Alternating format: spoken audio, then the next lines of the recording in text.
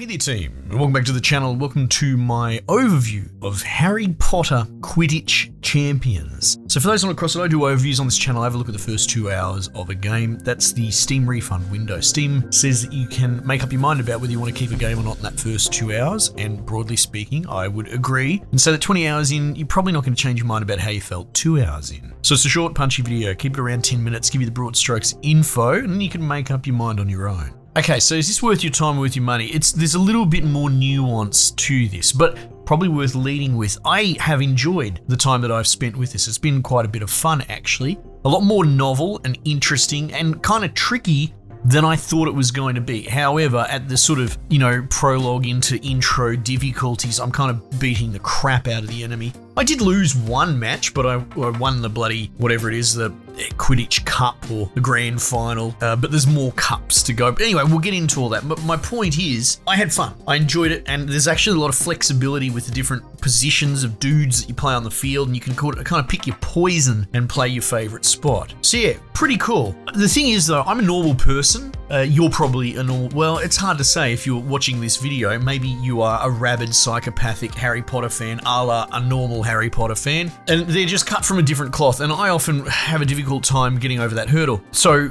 I could probably say this: if you're a Harry Potter fan, especially this faux FIFA Quidditch stuff, you're probably gonna love this game. To be honest, it's made for you. And while, I can be cheeky and shoot shots across the bow at Harry Potter psychopath fans, more power to them. If you're happy, you're happy. Enjoy what you enjoy. Life's short. So this is pretty cool, especially if you're a fan. If you're not a fan, and the price point's $50 Australian, which is, it sits right in that AA price point, I don't know if it's gonna have the legs to hold you over. So everything's cool here, it's polished, it looks like $1 million. It's sort of more Fortnite character design, stylized characters. You can recognize the cast from the movies, so they still have that human recognition, but because of the art direction, it kind of dodges the uncanny valley as well. And I'm a big proponent of this sort of art. This game looks cool now. It's going to look cool in 10 years' time when all the other hyper-realism games start to look old. So I know I'm leading with it, but I would say it's probably worth picking up if you're only a normie fringe interest in Harry Potter from afar, picking this up when it's on some sort of sale at a point. So put it on your wish list at the very least. But yeah, really interesting loop, really cool stuff going on here, really high production quality. It's not that expensive. You'd kind of expect coming out of WB Games with this property that it would be AAA price no matter what. But it really does hang its head on the loop. Not to get weighed down with meta progression, but it's becoming a bit more of an expected thing with games to edge out in front of the opposition. And while I was playing this, I couldn't help but think of all things, Mario Kart. Now, I don't really play modern Mario Nintendo games that much. I just don't, right? I played Mario Kart 20 years ago. I assume it's all pretty much the same now. But with the old Mario Kart, you pretty much you'd live and die on the loop, right? You'd enjoy the gameplay loop. You'd do like the mushroom cup. You'd choose the CC model, and that's it. You just rinse and repeat. This game, same sort of thing. So if the loop grabs you like, say, Mario Kart grabbed me when I was a young tack, then you probably play this ad infinitum. But as far as like customizing and leveling up, there's some light RPG stuff in here, but nothing to really blow your socks off. You can unlock some skins, but all of this comes back to how much you give a crap about the cast from the movies and the books, and I just don't. So I look through the store. There's no microtransactions from what I can gather. There's different currencies tied to, like daily quests and all that sort of crap, but I don't think you can put money into it. So dare I say, this is a brilliant sort of kids game for the franchise, something, like the Lego games, I guess. But then I also wonder what kids are interested in Harry Potter these days. So if you are, I don't know, an unapologetic and fully aware Arrested Development adult Harry Potter fan that still lives in this bubble where you're 12 years old, and yeah, I guess this game's for you. It's just a bit strange to me.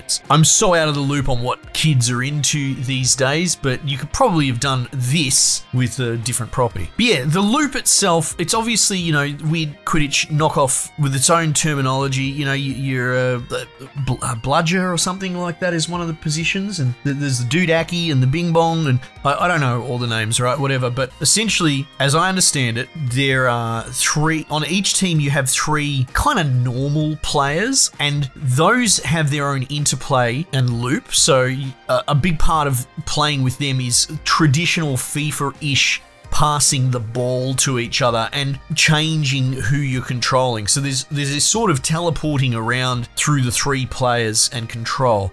And if you pass the ball, it pretty much auto-selects the new player. I played the least of this, but it seems to have its own interesting, more traditional sports sim loop. And you're basically just jostling for the ball, passing it to the other AIs, and then possessing them and trying to shoot a goal. So that's one aspect. Another aspect is playing goalkeeper.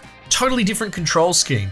And this is actually where the game really gets me and gets a lot of value, is that all of the different hats that you can wear are kind of like different games. So the goalkeeper controls totally differently. It's very difficult to describe, but they've got a lot of sort of lock hotkeys. You can dive between the 3 goal holes, then you can press like a trigger to recenter, that sort of thing. So they have a fun, actual, really good goalkeeping. Like, dare I say, probably one of the more fun goalkeeping mini games of any sports game ever, because I suppose real sports that make sense generally only have really one goal for you to really look after. Like, you goalkeep one thing, you can goalkeep it all. But this sort of lends itself in all of these positions much more towards being a video game version of a sports game. And I can only assume if this was a real sport, it would be so fucking dumb, because it's just full of stupid stuff. Moving on to my sort of favorite position is the, I can't remember what it's called.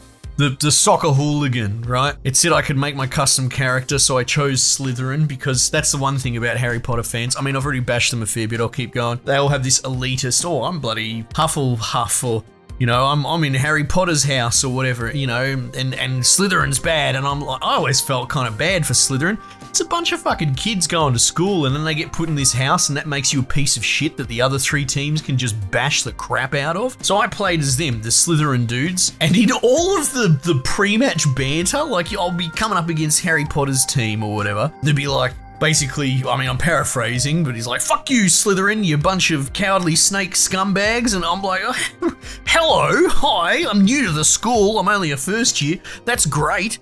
But then you move on to the other teams, and all of the banter all the way through is just telling you how you're a scumbag. So I thought, nah, bugger it, paint me with the brush, I'll wear the colour. So I made my little bloody skinhead soccer hooligan position dude for Team Slytherin, and pretty much I spent almost my whole 2 hours just beating the living shit out of these little elitist Harry Potter characters, and it was glorious. So in that position, you kind of zip around and you tackle. Everyone can tackle to a point, but your dude's got a big bloody stick, and his job, again, this would never be a real sport, and it's just kind of horrifying. Imagine this being in real schools. Basically, his job's to crank cunts over the head as hard as he can, and it's kind of fun. And there's one on each team, and there's these sort of semi-sentient balls floating around that bash into people, and you can kind of hook the ball to your possession and fire it off as like kind of like a lock-on missile.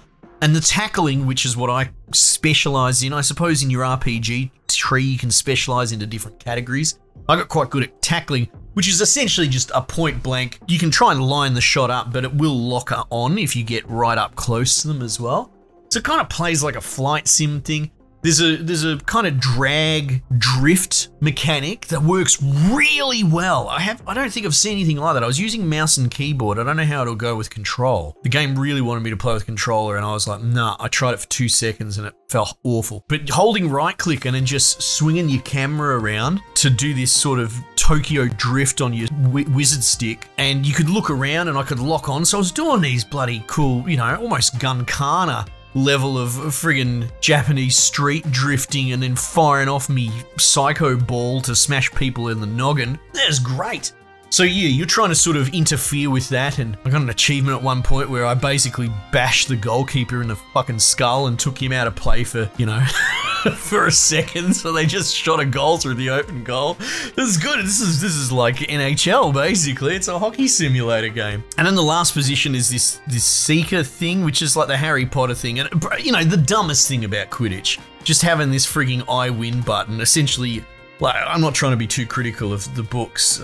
I think they did a wonderful job with the movies and all that, but I mean, you know, it's a position made for power fantasy for children with main character syndrome. That's why we have a whole generation of them, and I still have to work with them. But I digress. But yeah, you can switch to that character. I think they must sit on the bench until this thing comes out, or you just don't control them until this thing pops off. And that's more of a sort of checkpoint race where you race the thing around the map and you and the other team's doodacky doing a chase off. So that's its own thing as well, sort of doing chicane, drifting through little circles that the thing drops to get speed boosts, and you sort of nudge up against the other dude. But if you're me, the soccer hooligan, you kind of have to juggle between, do I help the game on the field, or do I go belt the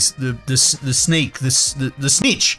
Do I go belt these bloody prison snitches in their head and try and edge them out, which is what I'd do, because that's the small little fast 4 foot tall team player. So I'd belt them, you know, and just keep belting them until they get knocked out for 20 seconds, and then my snitch dude will just go grab the thing and we'd win. And so yeah, it's cool. Brute force solves problems, apparently, is what we're teaching kids. I'm all about it. So yeah, there's the Harry Potter Quidditch loop according to Scarlet, and I'm sure everyone's going to hate me for that because it's Harry Potter, for crying out loud. There's a very tribal with us or against us mentality around that entire thing. So yeah, probably for your kids, if you force-fed them Harry Potter, even though it's probably too old for a lot of kids these days. But yeah, I can't deny I enjoyed it. I did. But I feel like the most value, and maybe this will get a sort of cult following in the future, like a little bit more positive mainstream uptick when it does sit out in the wild for, you know, a year or something, and then it starts going on deep sales and people scoop it up and go, hey, this is actually a really cool little loop, but probably worth, you know, half as much as what it's asking. That's what I reckon. Team, might just leave it there for the time being. I'll catch you guys on the next one.